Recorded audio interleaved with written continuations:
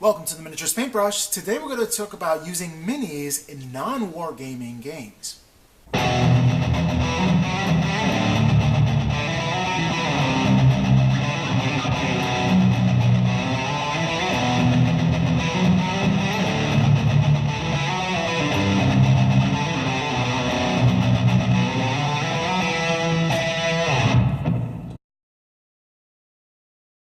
This is in response to Mr. Vince Venturella's topic of the week, which is obviously using your miniatures in games that are not wargaming. Now this comes to no surprise to me, coming from a D&D background back in the early 2000s, where we used miniatures to gauge how far one miniature is from another and how long an attack may be, and whether they can be attacked as well. And mainly this was used for a lot of area of effect kind of spells and attacks and things like that.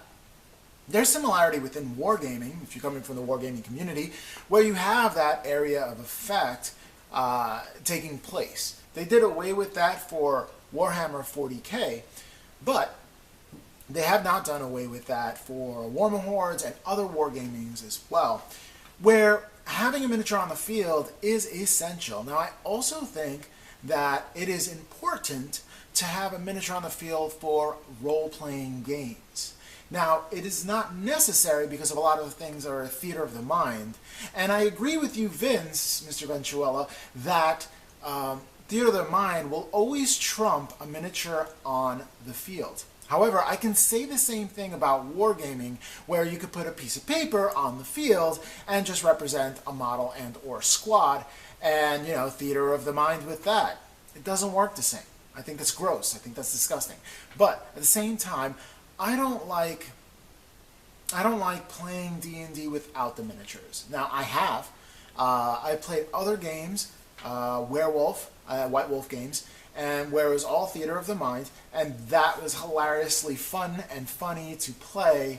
I played Champions, another game that I did without miniatures, which is also fun, but at the same time playing with the 3D board. I mean, I've played with, I've gone to Staples or any kind of office supply place, and I've gotten this grid paper, okay? Hold on a second. Now with that grid paper, what you can do is you can draw in the rooms, you can draw in the dungeon that you're in, or area that you're in, so this way you can put your miniatures down and have a fight.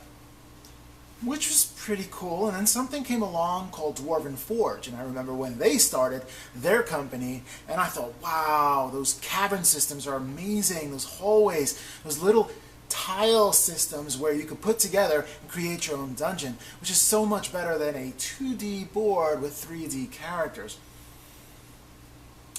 But that's quite expensive, and the walls are pretty tall, so you really can't play with the miniatures. Now, I don't feel that playing with miniatures is against what D&D or RPGs stand for. In fact, Dungeons & Dragons, D&D, actually came from a game called Chainmail. That's the original D&D.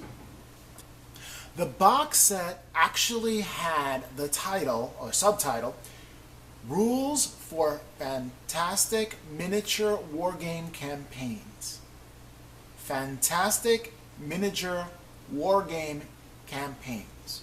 Now if you want to think about it, the original wargaming campaigns, the way we know it now, D&D did have some kind of influence on it, or vice versa, where you actually took wargaming, but at this point we're just using individual characters instead of using armies. Now admittedly, they did have included in that box that the miniatures were used for aesthetics only, and I do agree that your mind can be more enticing as far as details are concerned than any miniature that you could possibly paint.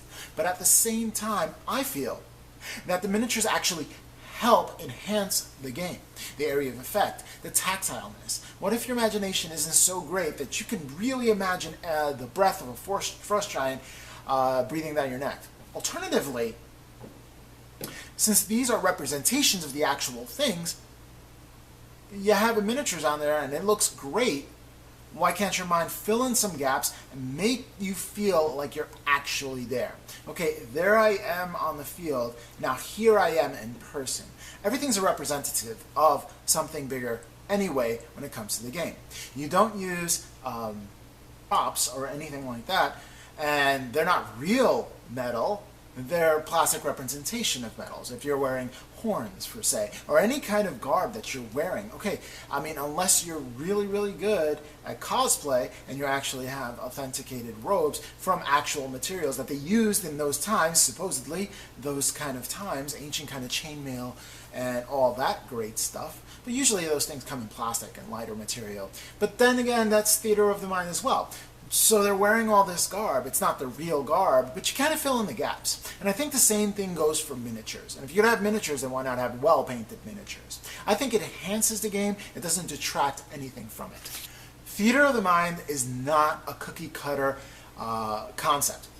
That is, not everybody has the imagination to dig deep. And now, I know this is an odd concept to some people, but I've been playing with casts, a crew, and they have a hard time conceiving the notion of what a troll would look like.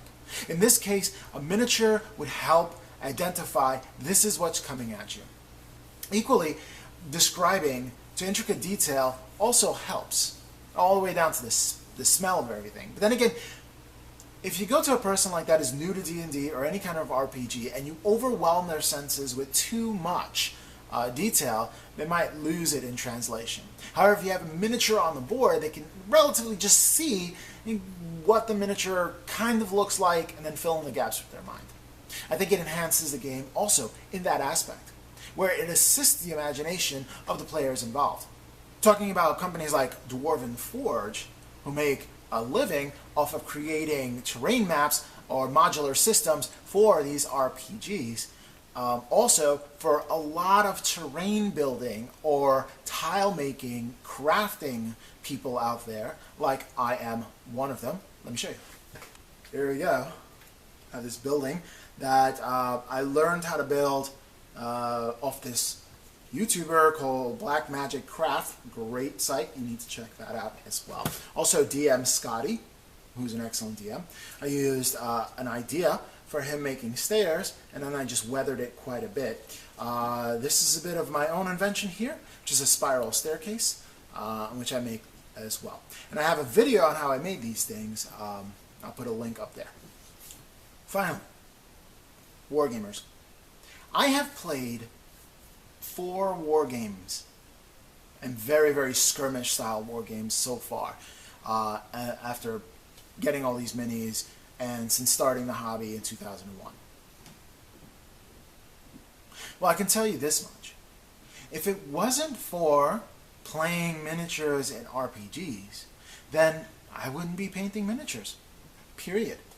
That in part, or coming from the background that I have, which has really excited me to get into miniature painting, which really had me focus on companies like Reaper Minis, where I looked at them and they were all metal models, but they painted up beautifully. Joining communities, as cool mini or not, painting individual models to incredible standards, a part of that community as well, and really, really awesome work. And if it wasn't for RPGs and using miniatures in RPGs, I would have never gotten into the hobby. So there's a special place in my heart, personally, for using miniatures in RPGs. Okay, let's talk about other games you can use miniatures for. Try this. One night at the Monopoly table, substitute your Monopoly pieces with miniatures and see a different game come to life. How you thought the little car and a dog was cool? Oh boy. Now, not the big miniatures, the smaller ones. Malifaux works well with that. And some 40K stuff, although the shoulders of the Space Marines are kind of wide, but you have to, mileage may vary. Calls for a very fun evening. Anything that fits in the square would call for a great evening. Parcheesi. Parcheesi is another game you can substitute miniatures for. And the miniatures actually have nothing to do with the game, only as they're hilarious to use and so much better than using your standard tokens that come into the game. I can see Sorry being played with also miniatures as well. Again, small base miniatures, I would think it would be a hoot. Okay, Vince, that's my spiel on using miniatures in RPGs and other games other than wargaming. Well, if you like this video, like, share, subscribe, and I'll catch you next time on the Miniatures Paintbrush.